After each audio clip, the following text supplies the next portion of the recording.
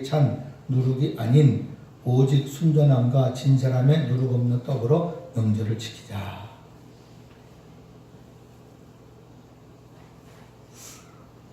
구약의 절기 때 쓰는 용어들을 좀 섞어서 이렇게 바울이 기록을 했어요. 자, 너의 자랑. 공동체를 와해시키는 자를 그대로 두고 감싸주면서 이 사람들이 무슨 자랑을 했을까? 그 사람이 죄를 지었다고 밖으로 내쫓아서는 안 된다. 우리는 이들을 그리스도 안에서 받아주고 사랑한다.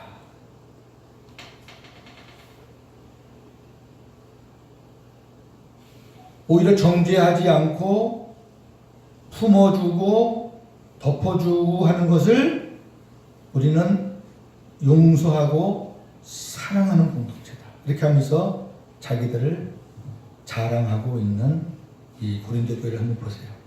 근데 이 모습이 고린도 교회의 모습이 아니라니까요. 아니에요. 절대로 아니. 그런 모습, 그런 실력과 수준의 교회가 아니라니까요. 그러면 고린도 교회가 그런 자를 징계하지 못하고 묵인하고 잠잠한 이유는 하나님이 주신 저에게 깨닫게 해주신 겁니다. 그 사람이 평범한 사람이 아니고 공동체에서 영향력을 가진 자이기 때문입니다. 저에게 확실하게 깨닫게 해주신 거예요. 여러분 뭐가 좀 안 풀리는 것 같습니까? 안 그러면 이거 안 풀리더라고요. 이게. 은사 중심의 교회라는 것을 감안하면은 특별한 은사를 가진 사람이었거나, 저는 특별한 은사 가진 사람 많이 겪어봤거든요. 진짜 무섭더라고요. 다 보는 것 같아서. 파장이 심한 교회임을 감안하면 그 교회의 어떤 지도자급이라는 추론이 가능합니다.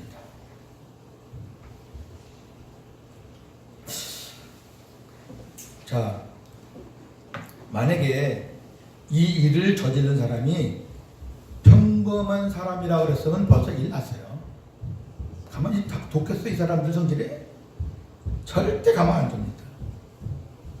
근데 이런 짓을 하는 이방 사람들도 안 하는 짓을 했는데도 이 사람들이 가만히 눈치만 보고 있고 뭐 사랑을 행하느니 어쩌느니 하면서 입 다물고 있는 거는요, 그 사람은 아무렇게나 손댈 수 없는 자리에 있는 사람이라는 거예요.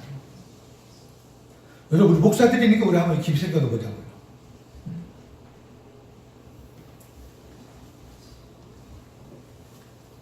지금 엊그저께 나온 PD집에 나온 그 교회는 성폭력으로 지금 미투하는 사람이 수십 명이 나왔잖아요.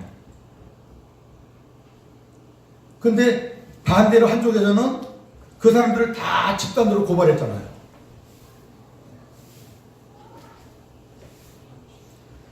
그 사람들한테 그 목사의 위치는요, 절대적인 사람이라, 이 사람은 죄를 좀 지어도 우리가 상상할 수 없는, 일반 사람들은 죄에서는 안 될 그런 죄를 지어도 그 사람한테는 그냥 다 넘어가는 거예요. 왜? 그 사람 손대면 큰일 나니까. 교회 안에는 어떤 물질적으로 능력이 있는 사람들도 있을 수 있고, 어떤 은사적인 면에서도 특별한 사람이 있을 수 있고, 그 다음에 많은 사람들하고 어떤 유대관계, 이런 관계성에 있어서 나름대로 그런 사람들이 있을 거예요. 그런 사람이 어떤 결정적인 실수를 범했을 때 그 사람을 끄집어낼 수 있는 사람들이 있을까요? 쉽지 않단 말이에요. 근데 바울은 주 예수의 이름으로 모여서 주님의 이름으로 해라는 거예요. 니네들 이름으로, 니네들 생각으로 하지 말고, 왜? 그것을 사로잡고 있는 것은 마귀 새끼니까 주 예수의 이름으로 쫓아내야지 될 거 아니냐, 그 말이에요. 쫓아내야지.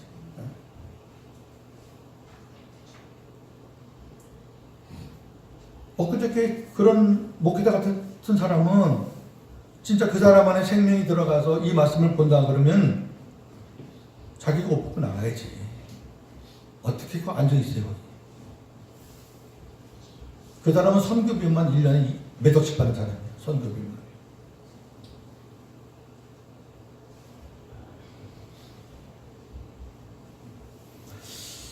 자, 보세요.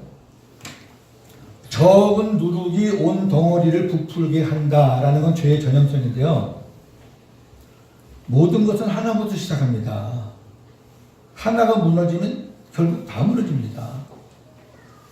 죄를 방치하면 죄에 대한 담력이 생기게 되고 나중에는 죄 짓는 일에 담대해집니다. 그 미투 하는 사람들 많이 들어보세요. 다 똑같잖아요. 처음에는 어디 하나 살짝 만지는 걸로 시작해요. 이제 상대방의 반응이 이제 거부 반응이 없으면은 이제 조금 더 들어가고 조금 더 들어가고 그럴 때 나중에 이제 그 짓 하는 거예요.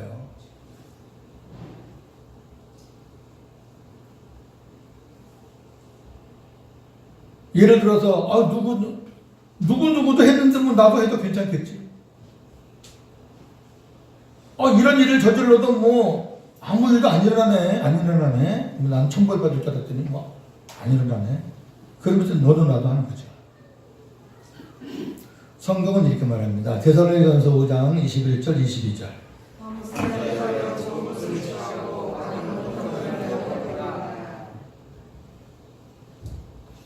너희는 누룩 없는 자가 되었으니 라고 그랬거든요. 저나 여러분은 어린 양, 여기 본문에 보니까 어린 양 예수 그리스도로 인해서 예수님의 대속으로 인해서 우리는 모든 죄를 사함받아 새로운 피조물이 된 거예요. 우리는 죄가 없어요. 누룩 없는 자가 됐다는 얘기는 우리 주님의 대속으로 모든 죄를 다 사함받았다는 얘기예요. 고린도 후서 5장 17절.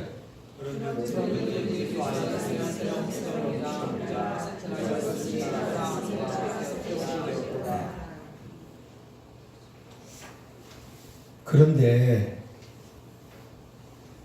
육신을 갖고 있는 동안에는 마귀가 가만히 안 둔다고 했잖아요. 그래서 그 다음에 나오는 거예요. 새 덩어리가 되기 위해서 새 피조물이 됐으면 새 생명이 됐으면 이제 우리가 새 덩어리를 만들어 가야 돼요. 불순물을 다 제거하고 좋은 것으로 건축해 나가야 된단 말이에요. 그러니까 이 새 덩어리로 하나님의 사람으로 그리스도 형상으로 만들어져 가는 데 있어서 우리가 할 일은 뭐냐? 묵은 누룩을 제거하는 거예요. 새로운 피조물은 새 사람을 입고 살아야 되니까 옛 사람은 벗어버려야 돼요. 옛 사람이 누룩이에요. 누룩은 죄야, 죄. 죄를 상징하는 거잖아요. 자, 에베소 4장 22절 24절. 너희는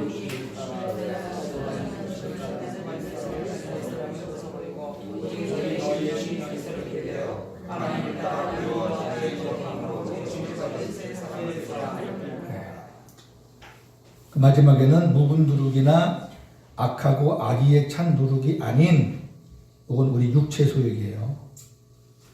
육체 소욕들. 옛사람의 찌꺼기들.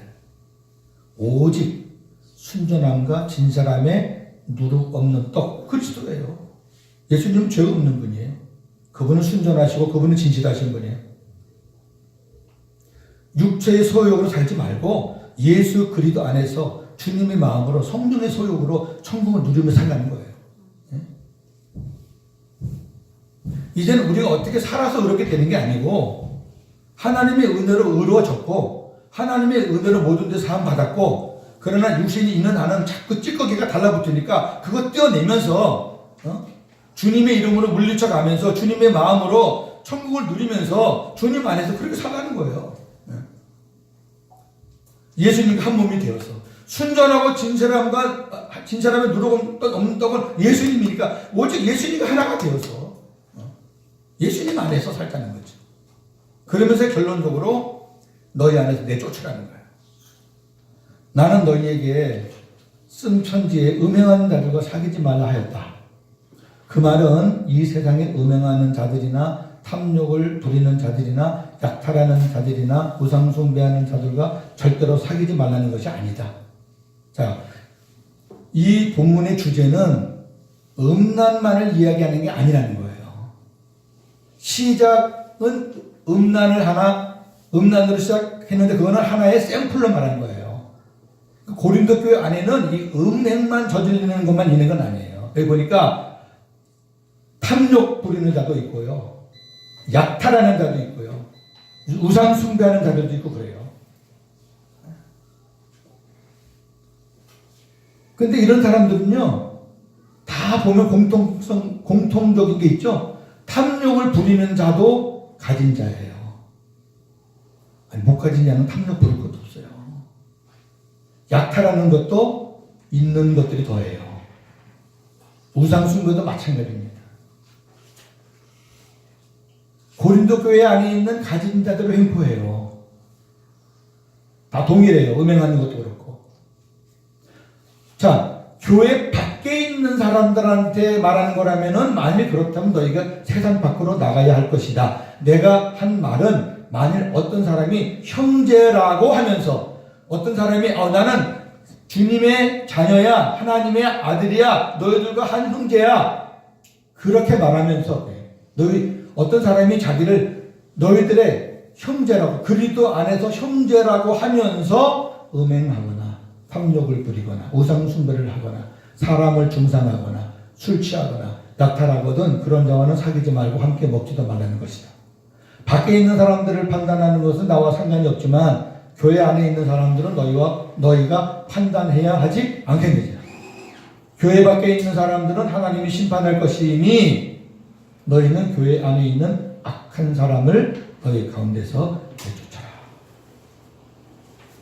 그러니까 여러분, 지금 세상에서 일어나는, 교회 밖에서 일어나는 것에 대해서 너무 민감하게 하지 마세요. 거기까지 안 가도 우리 신경 쓸 거 많아요. 거기까지 갈 필요도 없어요. 그리고 우리가 그 사람들의 사고방식과 그 사람들의 삶을 우리가 어찌 알겠어요. 그러나 우리는 크리스찬들이기 때문에 하나님의 공동체 안에서만큼은 우리가 주님의 말씀을 우리가 똑바로 바로 들어야 될 것 같아요. 하나님의 공동체 안에서 누룩이 돼가지고 전체 공동체를 좀먹고 전체 공동체를 무너뜨리는 그런 것들을 그냥 두면서 사랑이라고 감싸주는 것은 아니다는 거죠. 그럼 주님이 우리한테 주님의 권능을 왜 줬어요? 주 예수의 이름을 왜 줬어요? 주 예수의 이름은 우리가 이 땅에서 복 받으려고 복 받는 일을 쓰라고 준 거 아니잖아요. 사탄의 악한 세력도 물리치고 악한 것도 우리가 쫓아내고 그러니까 어떤 믿음의 승리를 위해서 우리 주님께서 우리에게 주님의 이름을 주셨는데 그런 걸 활용을 그냥 좋은 일에만 먹고 마시는 일에 축복받는 일에만 예수님의 이름을 활용하고 그건 아니다. 자, 그러나 교회 안에서 공동체를 파괴하는 악한 사람은 주 예수의 이름으로 내쫓아야 합니다. 특히 교회 안에서 영향력 있는 사람들이 범죄했을 때 인간의 정의나 관계에 치우치지 말고 더욱 단호한 결단을 해야 합니다. 이렇게 우리가 인간적인 고리를 못 끊어가지고 질질 끌어가지고 교회가 막 어지럽혀지면은 수습이 안 돼요. 그러나 주님 말씀대로 순종할 때 주님 일하신다는 거죠. 주님의 이름으로 우리가 처리할 때 주님 일하시는 주님이. 그 사람의 영혼을 구원하는 것도 그분이 하시는 거고 그분의 생명 거두는 것도 주님이 마귀에게 허락해서 하실 거고 그 주님이 하실 일이다. 너희들은 그런 것이 판명하게 드러날 때 다 같이 주님의 마음을 가지고 그 사람을 건증해라. 그러면 그 뒤에 일은 내가 한다는 거지. 단 육신적인 마음으로 하지 마라. 율법으로 하지 마라. 니네나 거기나 똑같으니까. 주님의 마음을 가지고 복음 안에서 내 음성을 듣고 내 가르침을 받고 내가 하라는 대로 하라는 거지. 교회는 하나님의 경륜의 비밀을 품고 있는 거룩한 공동체요. 주님을 머리로 한 구원의 공동체입니다. 그러기에 교회는 거룩함을 회방하는 요소들을 머리이신 주님의 이름으로 주님의 권능으로 제거해야 합니다. 그러나 제거하는 것으로 끝나면 안 됩니다. 마지막으로 이 말씀을 보면서 마치겠습니다. 살후 3장 14, 15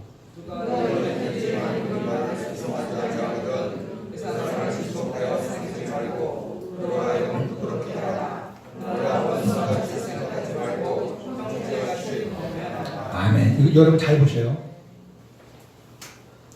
너희들은 그런 일이 벌어지면 마음이 하나가 돼서 주님 내 마음 가지고 어떻든 그 사람을 지목해서 부끄럽게 해라. 이게 우리한테 한 일이에요. 그러고 난 다음에 원수같이 생각하지 말고 계속해서 관계를 갖고 형제같이 고면을 해라. 우리는 반대로 할 수 있어요. 아이 어떻게 그 사람을 지목해. 뭐 그나 내나 똑같은데. 아이 그냥 용서해줘 넘어가. 아이고. 그건 아니에요. 그렇게 하면은 하나님께서 어떻게 일을 하셔요? 우리가 다 결정해서 일을 처리해놓고 하나님한테 뭘 기도할 거예요? 자, 넘어가서요. 앞에 문제의 답을 하나 하고 마칩시다.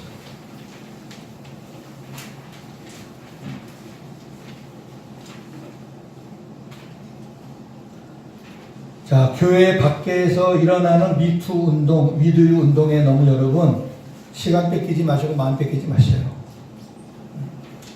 그러나 우리 교회 안에서 우리 교회뿐만 아니라 우리 한국 교회 안에서 이런 일들이 일어나는 것에 대해서는 가슴 아프게 생각하시고, 만약에 내 개인적으로도